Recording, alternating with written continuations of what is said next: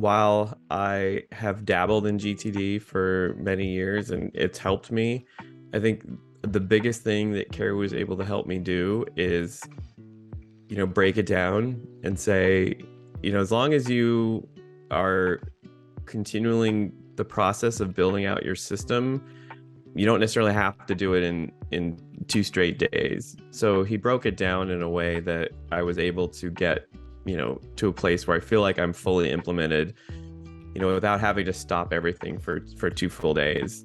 And then the other piece was, which is really helpful, is how do you integrate it with the technology that you use every day so that it's part of your regular flow and not something extra.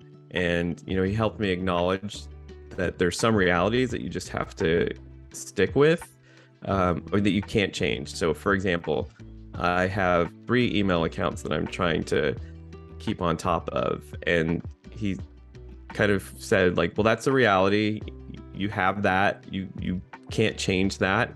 So how do you build that into your system?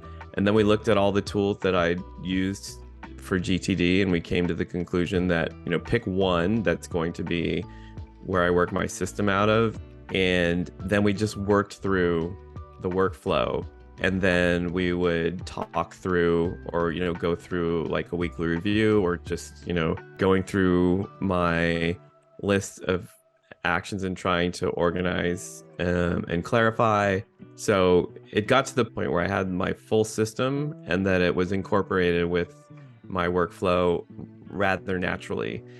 He emphasized, it has to be fun. It has to be attractive. It has to be something that you look forward to doing. If it's something that you're dreading, or that takes a lot of extra steps, then, you won't gravitate towards it.